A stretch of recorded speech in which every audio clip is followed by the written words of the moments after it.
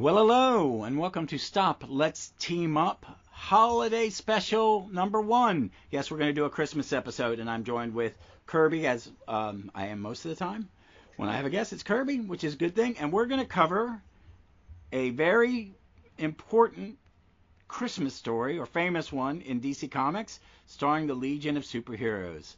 And we'll talk about the volume. It's been reprinted many a time, and I'll give you that date in a second. But I read it in DC Super Special 21.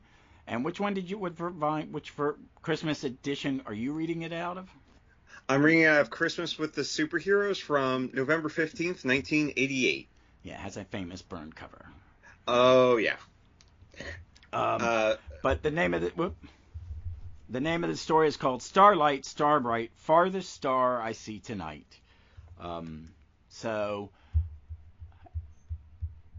Kirby, when was this, before we get to the pertinent data, when was the first time you read this story?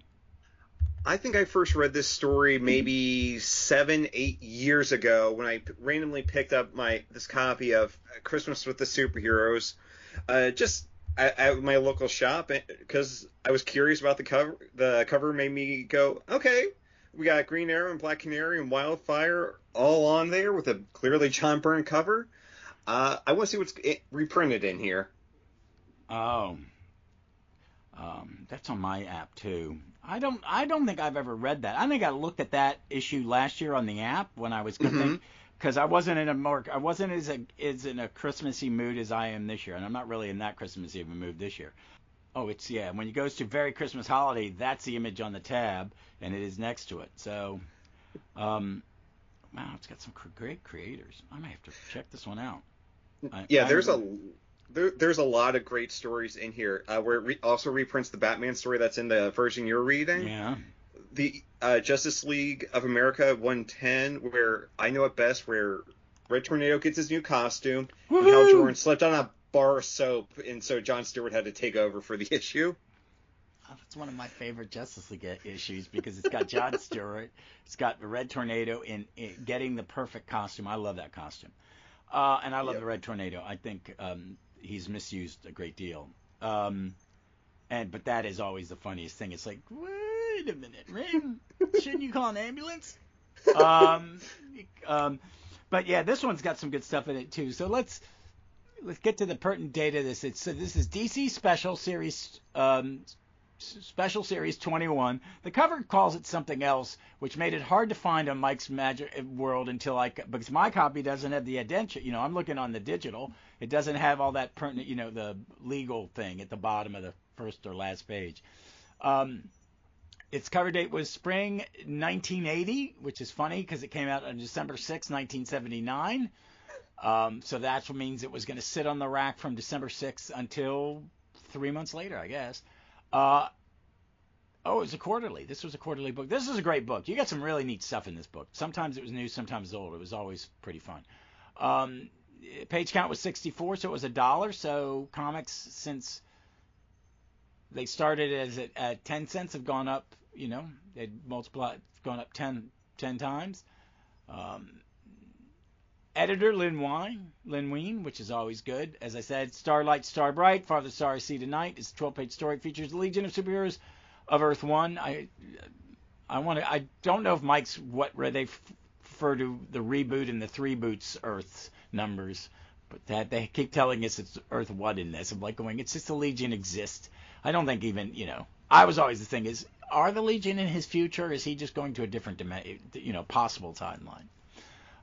But that's just the nerd in me. This has been reprinted 5 times. Ow. Well, it's a classic. It is really fucking good. Best of DC 11 in 1981. Superheroes 15, 1981. Christmas with the Superheroes, 1988. DC Universe Christmas Tradeback, 2001. And Legion of Superheroes Before the Darkness, Volume 2 hardcover, which is the last of the hardcover. Is that part 1? Part 2, yeah, that is the last of the hardcover that it butts up against the Great Darkness Saga Deluxe Edition. It would not butt up against the other because the Deluxe Edition has the Pat Broderick stuff, as it should have always in the trade. It always never made sense that you didn't have those 3 or 4 issues. That's being reprinted, folks. So if you've not gotten the deluxe edition of it with all the stuff in it, it's coming back into print sometime next year. Mine is a beat up copy I got for that did no dust jacket and the spine was damaged and I had to fix it. But I think I will get a new one to have a nice one and just put that other one in one of those free library boxes in my neighborhood. And now they just need to do the shit after it. Yeah. Just do the shit after it. And then put the Tales of the Legion of Superheroes where it should be read, because people just skip those 12 issues. And they're not bad. No. They're not bad. They're really not. They're really fun. They're Legion stories. Yeah. But this story, we're going to talk about the creators now. Writer Paul Levits, woohoo, because it's Paul Levits. Penciler, Jose Luis Garcia-Lopez, a god. Yes. One of the greatest superhero comic artists of all time. Inker, Dick Giordano. I like it. I'm not always a fan of Dick's inks. I do like him on Jose. I think they complement each other very well. Very, very well. Letterer, Ben Oda, who does a fine job. But I do want to give a big shout out to the colorist, Adrian Roy. There are some beautiful covers in this. And you've got a physical comic. Can you show me the splash page so I can see something? Yeah. The coloring's different. Yes, the coloring is different. I thought it was. Yeah, I was going to say, because my colorist is listed as Jerry Serpe. They recolored it then. Because we're looking at... So, this issue takes place between 261 and 262 of Legion of Superheroes, which is the Reflector story. We're going to have a sidebar at the end when we're done talking about this, because I figured something out and I have to make an apology to somebody. So, this is right after the headquarters had blown up and they're getting the new one. Or the big one had blown up and they're rebuilding it. Something has happened. Because in mine, there's a little asterisk for an editor's note, but there's no editor's note. Yeah, I'm not seeing any editor's note at all in my copy. So I don't know why they put it in here. So or why it's not in the reprints. It's the splash page is great. This does not have, there's no synopsis in this, but basically the plot is Superboy comes, it's Christmas season, they tell him about, hey, this is how space Christmas works on different planets. Oh, and there's Hanukkah. Gim's is at home celebrating Hanukkah, and Chameleon Boy, because they don't have a religion, is guarding the fort or whatever. And then Superboy wants to go looking for... Is he looking for the Star of Bethlehem? He's saying it? I thought he straight up said Star of Bethlehem in there. If he doesn't... No, he straight up says it. Have you guys ever gone looking for the star that blazed over Bethlehem that Christmas? Oh, Jesus Christ. Paul, you come on, man. I don't think you're... Is he Jewish, Paul? I've always assumed he was Jewish. I always assumed it, too. And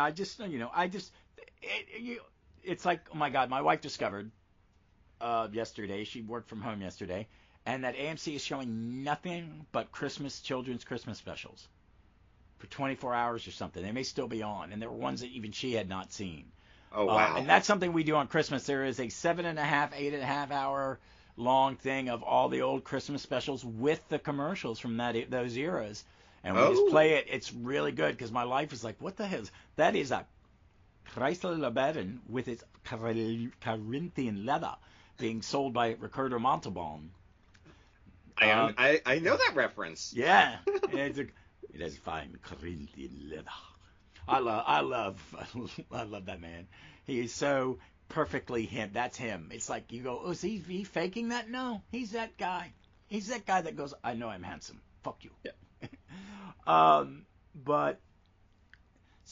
This is kind of like a Legion of Superheroes Christmas cartoon special would be.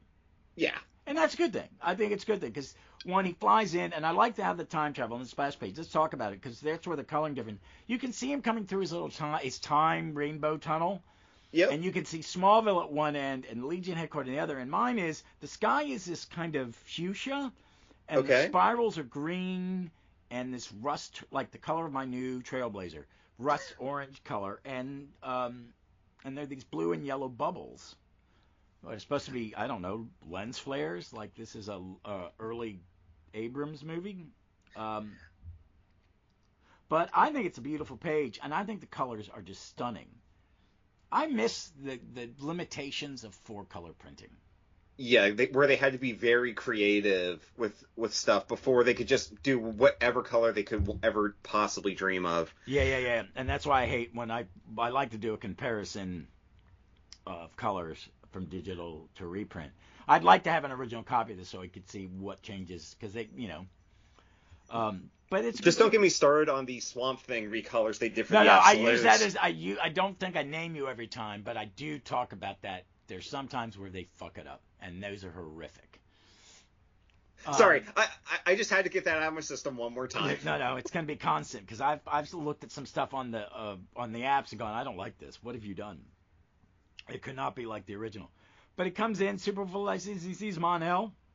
He flies in, he's under mistletoe, and he is then an HR issue arises, and Phantom Girl comes out through a wall, kisses him on the cheek, and he's like, Phantom Girl, in the intangible flesh, naturally.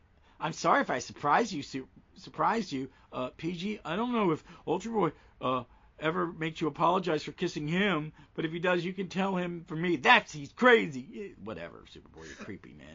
Okay, this is the absolute cutest Phantom Girl has ever looked. Yeah. I'm sorry. Oh, I do know. It's low. I like that she's a little bit taller than she seems like. I like Giffen kind of made her a little more petite. Yeah. I like that because him and Levits loves her. He uses the shit out of her. I think one of my favorite thing about the Levits era is Phantom Girl, Shrinking Violet, Light Last, Dream Girl, all get so much more to do. Oh, yeah. Absolutely. Yeah. So, and then there's Saturn Girl, the most unpractical of costumes, on the chair watching things. She's wearing her pink bikini. Then we get to see a Japanese Christmas in the 30th century. Okay, so... Whew, that Projectra. Damn. Yeah, I do like that costume, though. But it is, again, impractical. But, she just stands in the background. The best Karate Kid costume, I think. Oh, without a doubt. Yeah. I don't know why. There's no argument. I bet the neck collar fucks with your peripheral vision. But I like the Christmas tree in that it has Devon's. Is that the... It is. Like Devlin Orion's star. I love it. And I like the tree is just like some kid made it out of styrofoam or something. Or that's one of those crappy ones you can buy for like $10, like if you like for a tabletop. But they're doing the tea ritual. And then we get to see little chipmunk people celebrating their Christmas on another planet. Chameleon Boy on Patrol. And then Colossal Boy is sitting at the table for a Hanukkah night celebration in his giant form. Shrink down. You're at home. Take off your uniform. You're visiting your folks. And his mother looks like she has white hair and a bun. She is not the one we will learn to be that Levits will make. Maybe that's Grandma. Yeah, I'll take that as Grandma. Because I like Gim's family. And I like when she becomes president of Earth and that whole... That's such a good run. It is just such a good run. Real quick, is this the first time they actually confirmed Jim was Jewish? Has to be. Yeah, I think it is. Because it's important in Levits' run to keep to they mention it. Mm-hmm. That one to say that it's still people of faith. Right. And faith and culture sometimes are so intertwined. They are one thing, and Judaism is one of those faiths. I think is. I don't think Christianity is, but that's my prejudice toward my former faith, because it's been hijacked by wanks. But then they all talk about it, and this is where he asks him. And they're just having a conversation, and Garcia-Lopez on that page has some great dynamic panels where Superboy goes, wait a minute, I just got an idea. It's a great panel. He's got big eyes, his mouth, he looks happy, and we're going to look for the Star of Bethlehem. And they're just nice and go, excuse me, you primitive caveman, but we don't believe in those things. I just love how Saturn Girl is just resigned to the plot of this story. Just I think we're about to. God, these primitive cavemen, we let in our thing. I got to be quiet. That's not fair. People of faith. Then they leave in their starship. I love these old starships. These things Grell stole right from Star Trek. Well, Cockrum designed these. Oh, Cockrum did. Yeah, sorry, he did them Cockrum. first, yeah. I do like the Giffen had that later one that looked more like a bus. Yeah. It actually ends up looking like what we'll see on Deep Space Nine as the runabout. Oh, yeah, yeah, yeah. Yeah, so maybe Star Trek stole from that. Yeah. And I like it. Like they're going off. This is what I still don't know how you talked us into this, Superboy. Talk about a cosmic wild goose chase. Come off at Wildfire. Mono can take care of things at headquarters fine, but we deserve the night off. Yeah, but chasing a legend. God, what do you guys just? Like Wildfire could not he was looking for an excuse to get out of headquarters and he couldn't find one, so he's just tagging along. I've been in that situation. Is he leader at this point? I think he is. He either has just left. Yeah. But they find it, which is but wait, agreed. But all the scope in my scope is a little planet was because wait a minute, let me find it. There it is. Lightning Lad goes, these are the coordinates, Superboy. Should be in orbit around it now, but there's no star there, no sign of one ever having been there. That's impossible. Agreed. But that's all I see in my scope. A lonely little planet, not a star. And they all fly down. And then it's it's time to split everybody up, and they all have their little mini 2-page adventure. These aliens trying to, aquatic people trying to eat their food, but there's so much ice in it, it's frozen in the ice. So he takes a big iceberg up in the air and melts it, and manna from heaven falls on them. Lightning Lad and Phantom Girl save these little troll-like creatures who are burning their own crops because it's so cold they need the warmth. Superboy and these drag queen birds, they're very elegant. Saving their nests. And then they come up with a plan. They decide to build a place underground where it's warmer for all three species to live in cooperation, each taking on a task to help the other. Yep, and before we go, I just gotta stop and say, just to again gush over the art on page 9, the scene of the Legionnaires on the cliff. My God, is just no so joke. Gorgeous. It is. It's Lopez does everything so much better than most people, and I like it. And they save the day. They've got these people placed until someone come and evacuate. But these are a primitive planet. And you're going to bring spaceships to transplant them. I don't know if that's really going to end well. There's no prime directive in Legion future. Yeah, no. They're just like, we know better. We know better than the caveman. We know better than that caveman Clark Kent. And then the last page is them celebrating Christmas with everybody in it. It's a fun little comic. Overall, I like it. I think it does exactly what a Christmas story should do. Absolutely. It's nice. It's heartwarming. It's not overly schmaltzy. And it just kind of leaves you feeling good. Which again, is how you gotta leave almost all Christmas stories. Oh, yeah. And again, the art is just pitch perfect. You can see why this was reprinted so many times. Oh yeah, it's so good. Overall, I think I read this in the special. My brother bought all those big. He always liked the idea of buying the dollar comics, the big ones. Mm-hmm. You get more bang for your buck. And in this volume, let's start with this one because it's the older, and I want to go over what's in it. Sure. And just give you a take on it because the Batman, but let me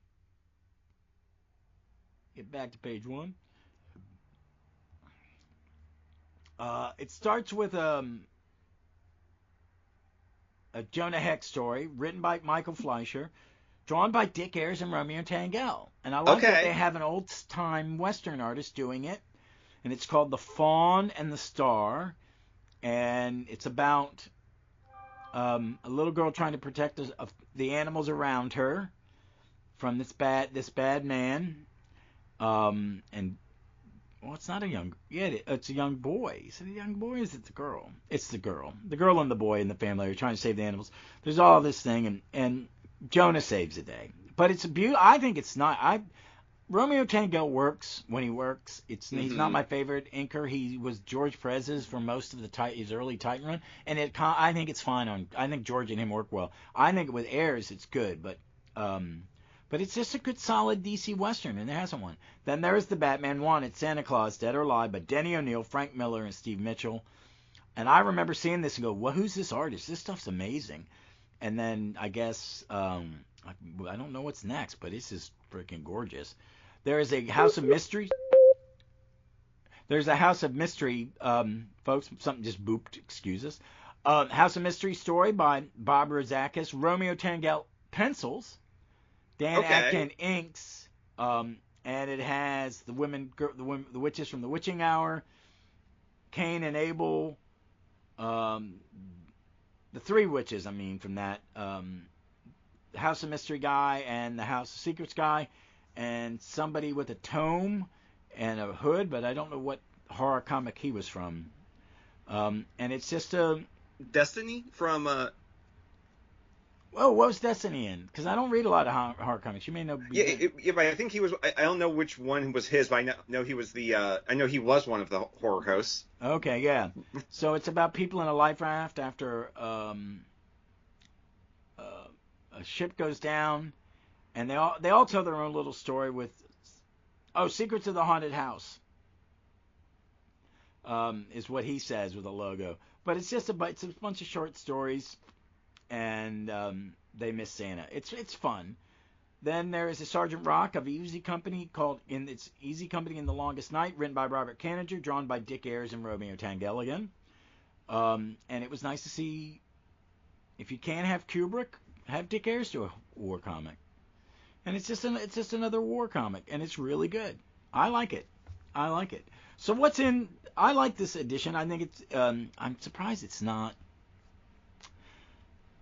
Well, I know that this is in, I knew the Superboy was in where it went, and because this is back when continuity was king, but I think it's one of the better Christmas comics. So I'm pulling that back up so I can look at Christmas of the Superheroes and let you tell the folks what else is in here. Oh, yeah. Okay, so besides the Batman and the Justice League stories I talked about earlier, it also has a Bob Haney and Nick Cardy Teen Titans, the TT Swing Christmas Carol. Yeah, it's a classic. Which if that has probably been reprinted a dozen times. Yep. All I'll say is Nick Cardy clearly liked drawing Wonder Girl in like a little sexy Santa dress. In that the Legion of Superhero story, obviously, and then we have Superman and 'Twas the Fright Before Christmas. DC Comics presents number 67, where he teams up with Santa Claus to take on the Toyman. Oh, right, I remember that one. Yeah. So and then it ends up with Batman, The Silent Night of the Batman from Batman 219, February 1970. Who did that? And that, as I'm vamping for time, flipping to the page. Sorry, folks. Gee, come on. Okay, there. Where the heck is? Come on. Okay. Very last page of the book. So, The Silent Night of the Batman from Mike Friedrich, writer, Neil Adams and Dick Giordano, artist, Jerry Serpe, colorist again. So maybe he was recolored this whole book. I don't know. This is really modern coloring in here, like Neil did it. So can you show me the splash page of that story? Sure. Yep. Yes, I can. Like this one. Here. Oh yeah, it's way different. Okay. This is digital. I think Neil, a lot of the stuff like his Dead Man that's kind of come back on that omnibus, he recolored all his stuff. Oh, okay. That was part of when those stuff came out in Absolute and stuff. He said, "This is my art. I'm recoloring it." Okay, if he's recoloring it, I could, because I kind of want to get that Dead Man omnibus. It's fine. No, dude, it works. I'm getting that. I used to have that in Absolute. I'm getting that again. Yeah. I love those Dead Man stories. Just the one where he's floating through something and the background says it's the Steranko effect. It's one of my favorite moments in any comic. Hey buddy, fuck you. But no, yeah. So it looks like it's been recolored, and it looks good. It looks good, and it's early Neil Adams Batman. Yeah, like 1970. So I don't remember when his and Adams' run really started, but it was gotta be around that point, right? Yeah. Oh, I like that they got the stockings, and it's the superheroes' boots in the back. I literally just noticed that part of the wraparound cover for the first time right before we started talking. Yeah. I've read this. Yeah, so which means Wildfire has one of his boots that is supposed to contain his energy just blasting all around. Oh my God. Sorry, I just gotta say this. Green Arrow did nothing wrong all year, and Black Canary still gave him the shaft. Oh, poor Ollie. Poor Ollie. I liked it. I like Christmas comics. I don't always talk about them, like last year I didn't, but I think these are fun, and I'm glad we covered it. I don't know if there's another one I've read. I'm gonna thumb through some of these other Christmas specials because there were some more recent ones I'd like to really kind of see. Ooh, there's a Dave Gibbons written Batman one with Gray Morrow art. Oh. Which one is okay. this? I'm going to tell you which one this is so you know about it. Oh, crap, it went away. Oh, man. Ooh, I'll have to send it to you when I find it again because it looked really amazing. Oh, man. But there's so many good Christmas ones. Oh, it's Christmas with the Superheroes #2 from November 14th, 1989. And it has... Ooh, wow, this is... some great stuff. This is neat. I'm gonna have to read this later. I might read this. And got a weird cover. Oh, it doesn't give it to you. It just says written and drawn by some of the most popular talents in the comics. Brennert. That's probably Alan Brennert, John Byrne, Paul Chadwick, Dave Gibbons, Andy Kubrick, Loebs, Gray Morrow, Nyberg, Schanover, and Templeton. Wow, this is a nice mix of different creators. This Superman is weird looking. Who is this? Paul Chadwick? Paul Chadwick story and pencils. John Nyberg inks. Mark Waid editor. Oh, I think this is the issue that got Mark Waid in a shit ton of trouble for editing the Dead Man story, if I remember right. Oh wow, yeah, because it's the one that has Supergirl, and Supergirl did not exist post-Crisis. Oh, wow. And that got him into a lot of trouble. Oh, my God. Back in the day. Wow, cool. Wow, I'm going to have to read that. This Gibbons Gray Morrow is the history of the cave from ancient times to now at Christmas. Oh, wow. They've got him look like fucking Batman and Robin. Oh, wow. It's a neat story. It's gorgeous. This Wonder Woman story by Eric Schanower, written in pencils. It's beautiful. Oh, wow. It's amazing. The Silent Light, John Byrne, pencils and ink. Pencils. Finished by Andy Kubrick. Oh, okay. So it's Enemy Ace. That makes sense to me. Yeah. Oh, wow. It's a love letter to Joe. It's really fucking pretty. It's a love letter to Joe. Green Lantern, Bill Loebs, Colin Doran, Ty Templeton doing a Barry and Flash team up at Christmas. All right. Solid. Yeah. Well, he has a lantern. Green Lantern creates a lantern projection of a sleigh, and he sits in it like Santa, and Barry's pulling it. This is Barry. This is post-crisis. This is Barry. They did a Barry post-crisis story? I mean, is that Barry? Let me make sure. Okay, Mike's Amazing World says Barry, so maybe it's a flashback or something. It says Once Upon a Time Long Ago at the beginning. Okay, so that makes sense. There we go. So now I'm up to the oh wow, this is Alan Brennert. If you don't have Denny, Alan Brennert's a good substitute. Dick Giordano is the penciler and inker, which is good because he did a lot of Dead Man. He inks. Him and Neil were buddies and partners. So Supergirl isn't. Oh, you know what? Why did he get in trouble? Because she's a ghost. Because as far as, I guess DC higher editorial was concerned, we do not reference Supergirl. Superman is the last son of Krypton, period. Underlined. Bold. You know what? He's giving them the middle finger and Merry Christmas. No. I'm on Wade's side on this. Don't get me wrong. I just know, the higher-ups gave him shit for it at the time. Well, now he's basically your chief writer, and your line is doing amazing. I think it's the best time either the big guns have been good in decades. I mean, it's Yep. just not even close. All right, folks. Well, that's it. Well, you have any holiday recommendations? Sure. I'll just list you off Kirby's top 5 favorite Christmas movies. Okay, let's hear them. Love Actually, Ooh, A Muppet Christmas Carol, yes. Lethal Weapon. Lethal Weapon. It takes place at Christmas. It is filled with Christmas All right. all throughout that movie. I might have to check that out. Yep. Gremlins, Okay. and topping it off, A Christmas Vacation. All right, I like that one. I'm not the biggest Chevy Chase fan. Sometimes he's a puppet. He's not very good an actor. He's a puppet. You know, he has Yes. to be told. He has to be given a script and told exactly what to do, and that's why he has problems with other people. It's like, ah, it's like just we're riffing, dude. You weren't saying it live. You must have sucked at riffing. You're only on it a year.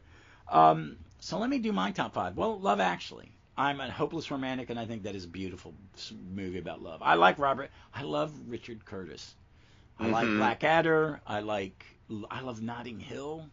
Yep. I mean, you know, I'm a big Hugh Grant fan because I think he understands who the fuck he is. I'm just a cranky old Englishman, you know. But he's really good, and if you ever see him interviewed about doing that dance, he really did not want to do that. He was so fucking uncomfortable. He had no idea. The dance. Yeah, he made it up on the shoot. He just did it, and he says it was traumatic. It just because he doesn't.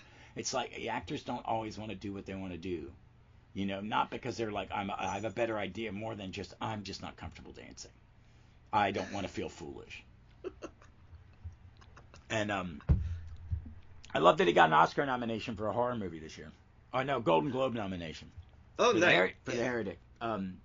Because he's just great. He's just great, and Guy Ritchie's found a very good way to use him, having played cockneys and skeezy people. He's really good in The Gentleman.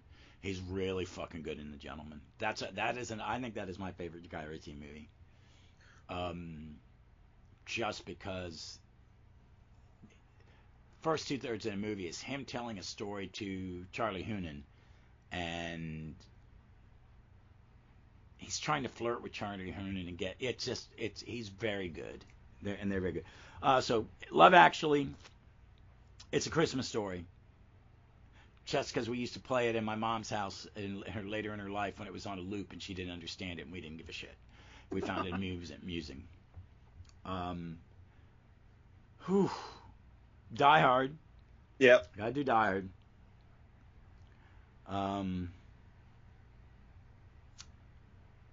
The Alistair Sims Christmas Carol.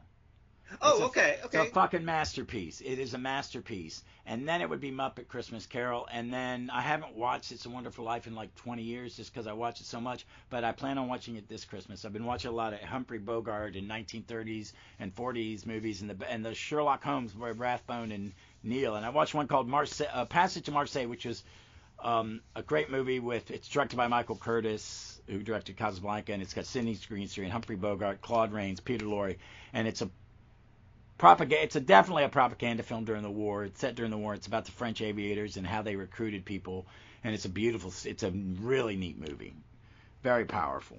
But I think I need to watch It's a Wonderful Life because I'm a huge Capra fan. I think two of my favorite. I mean, him and Ford and Curtis, and I think we don't watch enough of those old movies. Yes, they're dated and they may be a little more Pollyanna because we're more positive people. And during the war, it makes sense. Yeah. You know, Yeah. I will say one of my favorite riffs on It's a Wonderful Life was in Old Married with Children, where Al has the same near-death experience, but he sees how much better his family is off if he never existed. So he's like, no, they've made me miserable. I'm going to keep living to make sure they're miserable too. And it's dark, but it makes me laugh. Oh my God. I like those things when they do it. Do you know they did the American Christmas Carol and Henry Winkler played Scrooge? Huh, I didn't know that, but Henry Winkler's Scrooge, I can see that. All right. Yeah, but he did it while he was only 10 years. I mean, he's like in his 40s. But those are good. So and then I like the Christmas cartoons. Like I'll watch Rudolph. I might be a little buzzed. I do like some of the more obscure ones. I like what is it?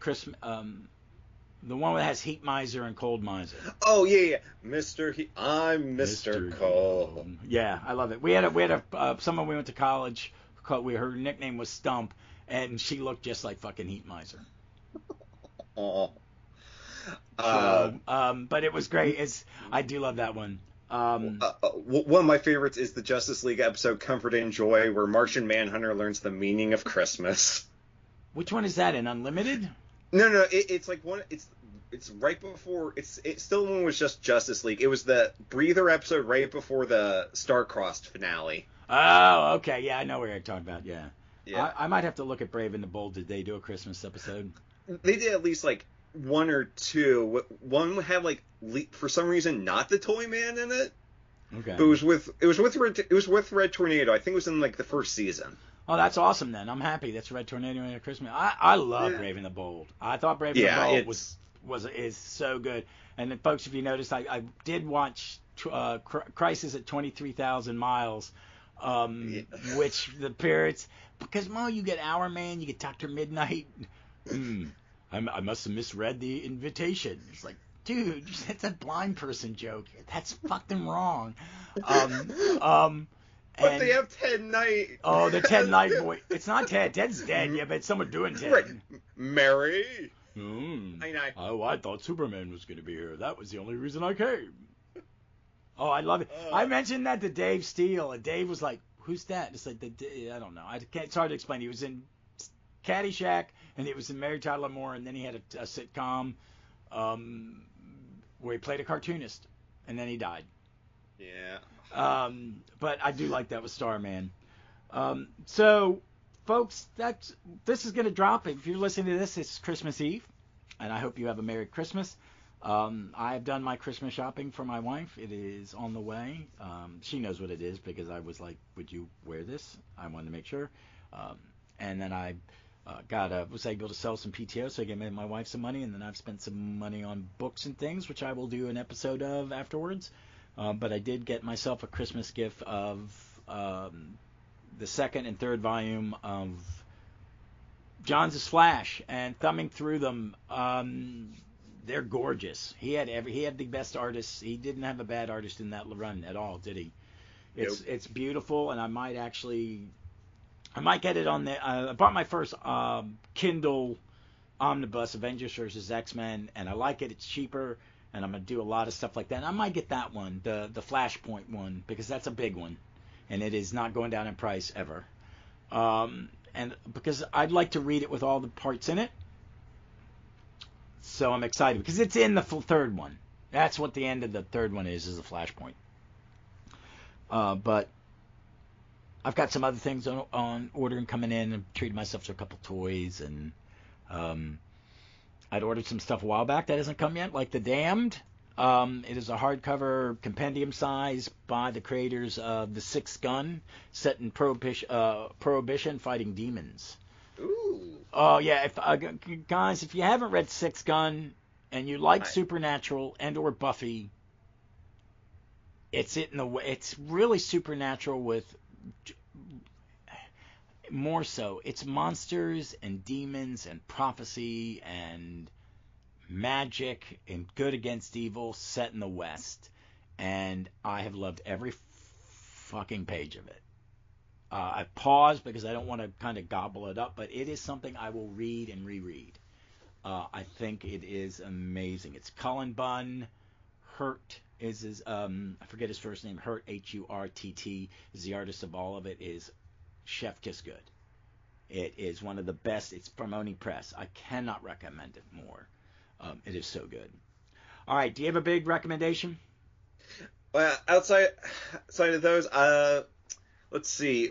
By the time we're done listening to this, or by the time you're listening to this, I will probably have finally finished Wind and Truth by Brandon Sanderson. It's the 5th book in his Stormlight Archive series. This thing is about as thick as the JSA compendium that came out. Oh my god! So it's taken me a while to read, folks. I saw someone recommend it. He was asked his five favorite science fiction writers for new readers. Henry Cavill, Yep. Previous Superman and the Witcher, and he was a huge Warhammer nerd. Mm-hmm. Like if you say Warhammer with him on a TV interview, he goes out and he goes into stores that sell it, that gaming stores, and the fans are I like it because you see that they don't immediately say he's in the store. They're just happy, and he chats and they talk just about Warhammer and nerdy things, and then he takes a picture with him and says thanks, and then he shouts out the store. Nice. So I like that. I find him I saw he was on Graham Norton, and he wanted to talk about when he was a little kid, and he goes, "Do you have a nickname?" And he goes, "Yes, Fat Cavill." And he goes, "What? You're fat?" And Graham Norton goes, "You're fat?" He goes, "I weighed from about the time I was 8 until I was 16. I was the same weight. I just got taller." And then Graham Norton goes, "Oh, you were morbidly obese." He goes, "I wouldn't say morbidly obese. Oh no, you could have died." And he tells a story about it. I also saw something someone giving his nephew shit, saying, "No, your uncle isn't Superman." So his sister called him up and said, he goes, "Yeah, I'll walk him to school." Like, oh man, you got a good uncle. My uncle, all he ever did was tell me stories about my dad whooping people's butts.